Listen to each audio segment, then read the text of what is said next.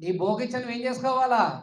Control చేసుకోవాలి. అందుకే దేవుడు ఏమన్నాడు? ఏ నరుడు నాలుకను సాధువు చేసుకోలేడు. ఎవడైతే నాలుకను సాధువు చేసుకుంటాడో వాడు భూలోకాన్ని స్వాతంత్రించుకుంటాడండి. తెలుసా? నీ నాలుక మంచిదైతే ఊరు మంచిది.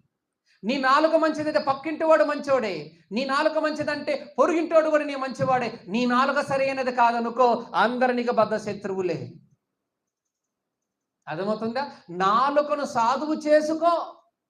అప్పుడు నీవు భూలోకాన్ని సతంచకుండా భూమిని కాదు సతంచకుండేది. భూమి అనగా అర్థం ఏంటిది? మట్టి అంటే లోకం అంటే మట్టి కాదోయ్. లోకం అంటే మనుషులోయ్. భూమి అంటే మట్టి కాదోయ్. భూమి అంటే మనుషుడోయ్.